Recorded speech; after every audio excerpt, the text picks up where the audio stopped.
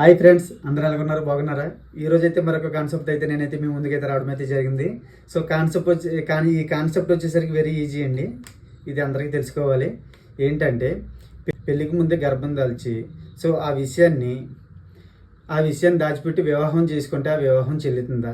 అదేవిధంగా ఎవరైతే ఆ వివాహం ద్వారా పుట్టిన బాబు కానీ పాప కానీ ఎవరైతే ఉంటారో వారికి ఈ భర్త నుంచి ఆస్తిలో వాటా కానీ వస్తుందా లేదా? ఇదే కాన్సెప్ట్ గురించి మనం తెలుసుకుందాం. ముందుగా ఈ క్వశ్చన్ గురించి అయితే మనం తెలుసుకున్నాం కాబట్టి అసలు ఇప్పుడు ఇది ఏం మ్యారేజ్ అయింది కాబట్టి మ్యారేజ్ అనేది ఏంటంటే వ్యాలిడ్ మ్యారేజా లేకపోతే వైడబుల్ మ్యారేజా అనే విషయాన్ని అయితే ఇప్పుడు మనం తెలుసుకుందాం.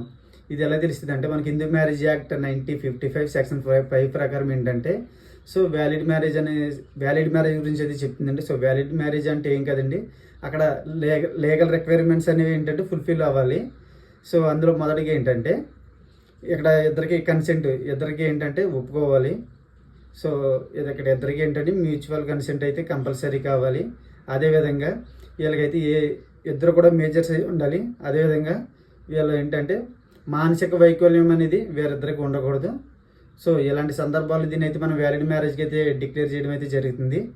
అదేవిధంగా ఇప్పుడు వైడ్ మ్యారేజ్ వచ్చేసరికి ఏంటంటే ఇది హిందూ మ్యారేజ్ యాక్ట్ సెక్షన్ 11 ప్రకారం ఏంటంటే వైడ్ మ్యారేజ్ గురించి ఇక్కడైతే క్లియర్గా ఉంటుంది. సో వైడ్ మ్యారేజ్ అంటే ఏంటంటే నాట్ ఎట్ ఆల్ మ్యారేజ్, అసలు దీన్ని మనం ఒక మ్యారేజ్కి అయితే పరిగణించడానికి అయితే అవకాశం అయితే లేదు చెప్తున్నానండి. ఎందుకంటే ఇక్కడ రెండో పెళ్ళి కనుక చేసుకుంటే అంటే భార్య కానీ భర్త కానీ బ్రతుకున్నప్పుడు ఇంకొక మ్యారేజ్ చేసుకుంటే అది ఎట్టి పరిస్థితుల్లో మ్యారేజ్ కింద అయితే పరిగణించబడదు.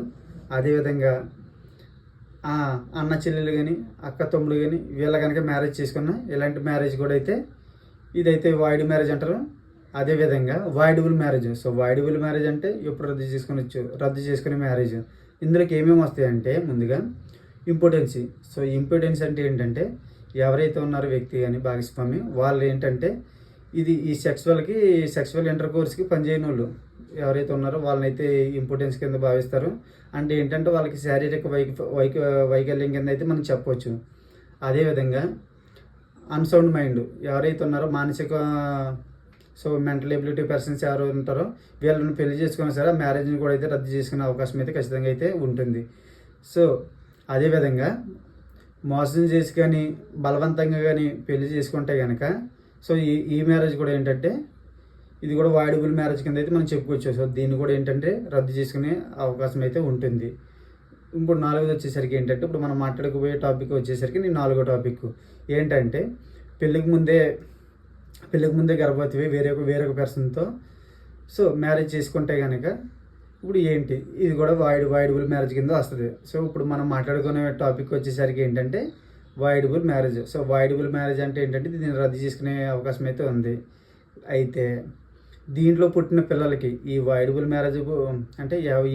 మ్యారేజ్లో పుట్టిన పిల్లలకి సో భర్త యొక్క ఆస్తులు ఏమైనా లీగల్గా రైట్స్ అయితే ఉంటాయా ఉండవా అనే కాన్సెప్ట్ గురించి అయితే మనం తెలుసుకుందామండి. సో ముందుగా అయితే ఏంటంటే హిందూ మ్యారేజ్ యాక్ట్ సెక్షన్ 16(1) ప్రకారం ఏంటంటే ఈ వైడ్ మ్యారేజ్ ద్వారా పుట్టిన పిల్లలకి సో ఈ భర్త ఆస్తులు అయితే వాటా అయితే ఉంటుంది. ఇది మీరు గమనించుకోండి. వైడ్ మ్యారేజ్ అంటే ఏం చెప్పానండి మీకు ఆల్రెడీ ఏంటంటే భార్య కానీ భర్త కానీ బ్రతుకున్నప్పుడు సో ఇంకొక పెళ్ళి కనుక చేసుకుంటే కనుక సో దాన్ని మనం బిగామి అంటాం. సో ఇది ఆ పెళ్ళిలో పుట్టిన పిల్లలకి అయితే ఈ తండ్రి యొక్క ఆస్తులు అయితే వాటా అయితే వస్తుంది. సో దాని గురించి అయితే అక్కడ క్లియర్గా అయితే ఉంటుంది. అదేవిధంగా Hindu marriage act 1955 section 16(2) so ఇందులో ఏం చెప్తుంది అంటే ఇక్కడ వైడబుల్ మ్యారేజ్ గురించి ఉంటుంది. ఈ వైడ్ మ్యారేజ్లో పుట్టిన పిల్లలకు కూడా ఏంటంటే మనం వీళ్ళని కూడా వారసత్వంగా పరిగణించుకోవచ్చు. అయితే ఈ వైడబుల్ మ్యారేజ్ కానీ కనుక పుట్టిన పిల్లలకి ఎవరికైనా సరే ఏంటంటే ఈ భర్త ఆస్తులు ఓన్లీ భర్త ఆస్తులను మాత్రమే వీళ్ళకి వాటా అయితే ఉంటుంది.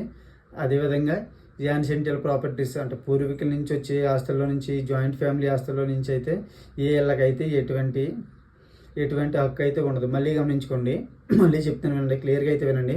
ఈ వైడ్ మ్యారేజ్ కానీ వైడబుల్ మ్యారేజ్ కానీ ద్వారా పుట్టిన పిల్లలకు ఎవరైతే హస్బెండ్ ఉన్నారో ఇతని ఆస్తి నుంచి అయితే హస్బెండ్ అంటే ఇక్కడ పేరెంట్స్ ఇక్కడ అమ్మ నుంచి డాడీ నుంచి సో వీళ్ళ నుంచి అయితే ప్రాపర్టీస్ అయితే వీళ్ళకైతే వస్తాయండి. అంతే అదే కానీ పూర్వీకుల ఆస్తులు కానీ అదే జాయింట్ ఫ్యామిలీస్ ఆస్తులు కానీ అయితే వీళ్ళకైతే రావు.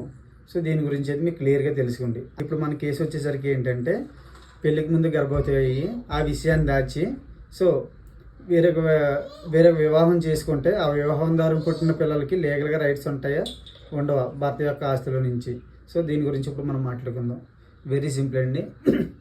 సో వేరొకరి ద్వారా పుట్టిన పిల్లలకి ఉండదు. ఇదైతే మీరైతే ముఖ్యంగా గమనించుకోండి. ఇతని ద్వారా అయితే పిల్లలు పుట్టలేదు. సో పిల్లలు పుట్టలేనందుకు గాను ఇతనైతే ఎవరైతే ఈ హస్బెండ్ ఉన్నారో ఈ husband not a single rupee so ₹1 కూడా ఇచ్చే రైట్ అయితే కూడా ఉండదు. అదైతే మీరు గమనించుకోండి. మళ్ళీ గమనించుకోండి. ఇప్పుడు ఏదైతే చెప్తున్నానో ఇప్పుడు ఏదైతే ఈ కేసు ఉందో ఈ కేసు ప్రకారం ఏంటంటే ఎవరైతే పిల్లలు పుట్టిన ఈ కేసు ప్రకారం అంటే వేరొకరితో ప్రెగ్నెన్సీ అయ్యి ఇప్పుడు రెండో కనుక ఇంకో మ్యారేజ్ చేసుకుంటే ఈ మ్యారేజ్ అనేది ఏంటంటే వాయిడబుల్ మ్యారేజ్ కింద అయితే పరిగణించుకోవచ్చు. సో ఎవరైతే వ్యక్తి ఉన్నారో హస్బెండ్ సో అతనైతే కోర్టుకి అయితే పిటిషన్ అయితే వేయడం అయితే జరుగుతుంది. సో కోర్టు అనేది ఏంటంటే దీన్ని సో కోర్టు అయితే ఫైనల్ మ్యారేజ్ డిగ్రీ చేసినట్టు సర్టిఫికేట్ అయితే ఇవ్వడం అయితే జరుగుతుంది. సో ఈ మ్యారేజ్ అనేది పూర్తిగా రద్దు అవుతుంది. అయితే ఇక్కడ బాబు గాను పాప గాను పుట్టారు కాబట్టి ఈ కేసు ప్రకారం ఏంటంటే వాళ్ళకి కనుక ఈ భర్త సంపాదించినటువంటి ఆస్తులు ఏమైనా వాటా ఉంటుందంటే ఎక్కడైతే ఉండదండి. ఎందుకంటే ఇతని ద్వారా అయితే పిల్లలు అయితే కలగలేదు. సో దాని నుంచి సో ఈ ఎవరైతే బయోలాజికల్ ఫాదర్ ఎవరైతే ఉన్నారో వాళ్ళ ద్వారా నుంచే వస్తుంది తప్ప ఈ నుంచి అయితే ఈ హస్బెండ్ ఆస్తుల వాటా అయితే ఏమీ రాదండి. అదైతే మీరైతే పూర్తిగా గమనించుకోండి. సేమ్ ఇలాంటి కేసు అయితే ఒకటి జరిగిందండి. Kodandarama versus Rajyalakshmi state of AP 2000లో అయితే ఈ కేసు అయితే జరగడం అయితే జరిగింది. అయితే ఈ కేసులో అయితే కోర్టు అయితే క్లియర్గా అయితే తీర్పు అయితే ఇవ్వడం అయితే జరిగింది. ఏం జరిగిందంటే ఈ కేసు ప్రకారం అయితే Hindu marriage act 1955 section 12(1)(d) ప్రకారం ఏంటంటే ఆవిడైతే మ్యారేజ్ చేసుకుందండి. సో మ్యారేజ్ ఏంటంటే ప్రెగ్నెన్సీ అనే విషయాన్ని దాచిపెట్టి ఇతను మోసం చేసి పెళ్ళి అయితే చేసుకుంది. సో ఈ కేసులో అయితే ఆయన అయితే కోర్టుకి వెళ్తే జరిగింది. సో కోర్టుకి వెళ్ళినప్పుడు కోర్టు అయితే ఈ మ్యారేజ్ రద్దు చేసింది. అయితే ఇక్కడతో సాల్వ్ అయిపోయింది. అయితే ఆవిడ రీపిటిషన్ అయితే వేసింది. ఏంటంటే ఆవిడ క్వశ్చన్ అయితే రేజ్ చేయడం అయితే జరిగింది. అయితే ఇప్పుడు ఈ పిల్లోడు ఉన్నాడు కదా, ఈ పిల్లోడికి భర్త యొక్క ఆస్తిలో నుంచి వాటా అయితే ఇవ్వండి అని చెప్పింది. ఎందుకలా చెప్పిందంటే ఇండియన్ ఎవిడెన్స్ సెక్షన్ 112 ప్రకారం ఏంటంటే అక్కడైతే సెక్షన్ 112లో అయితే క్లియర్గా చెప్పిందండి. మ్యారేజ్ అనేది ఏంటంటే కంటిన్యూగా జరుగుతూ ఉంటుంది. సో దాని ద్వారా పుట్టిన పిల్లలకి అయితే వీళ్ళు లీగల్గా తండ్రులు ఎవరైతే ఉన్నారో వాళ్ళే తల్లిదండ్రులుగా అవుతారు. సో అని క్లియర్గా అయితే అక్కడ అయితే చెప్పడం అయితే జరిగింది. అయితే ఇదే కేసులో అయితే ఏంటంటే ఈయన బేస్ చేసుకుని డిఎన్ఏ టెస్ట్కి అయితే అప్లై చేసుకోవడం అయితే జరిగింది. సో డిఎన్ఏ టెస్ట్లో అయితే ఇతని తండ్రి కాదు, ఎవరైతే ఈ కోదండరామ్ ఉన్నారో ఇతని తండ్రి కాదని తేలింది. సో ఏంటంటే కోర్టు అయితే ఈ కేసుని అయితే కొట్టివేయడం అయితే జరిగింది. కొట్టివేసి ఒకటే చెప్పింది, ఎవరైతే ఉన్నారో బాబు కానీ ఆ బాబు కానీ అతనికైతే భర్త యొక్క ఆస్తుల నుంచి ఈయన ఆస్తుల నుంచి అయితే మీకైతే ఈయన ఆస్తుల నుంచి ఎటువంటి వాట అయితే రాదని క్లియర్గా అయితే అక్కడ అయితే చెప్పడం అయితే జరిగింది. సో ఇదండి, మీరు ఇదైతే క్లియర్గా అయితే గమనించుకోండి. సో ఇదండి కాన్సెప్ట్ అయితే. ఇదైతే మీకు క్లియర్గా అయితే అర్థమైందని అనుకుంటున్నాను. మళ్ళీ సో ఈ కాన్సెప్ట్లో కనుక ఇంకా మీకు ఏమైనా డౌట్స్ ఉంటే కనుక నన్ను అయితే సంప్రదించండి. సో నా నెంబర్ అయితే డిస్ప్లే మీద స్క్రోల్ చేయడం అయితే జరుగుతుంది. అదేవిధంగా ఈ వీడియో నచ్చితే లైక్ చేయండి, షేర్ చేయండి, అనేకలుగా అయితే ఇదైతే షేర్ చేయండి. నా ఛానల్ని సబ్స్క్రైబ్ చేయండి. ఇంకా ఈ సబ్జెక్ట్ కనుక మీకు ఏ విధమైన డౌట్ ఉంటే నాకైతే వెంటనే కాల్ చేయండి. నేను ఇంకా క్లియర్గా మీకు అయితే ఇంకా ఎక్స్ప్లెనేషన్ చేస్తాను. సో థ్యాంక్ యూ అండి. Thank you so much.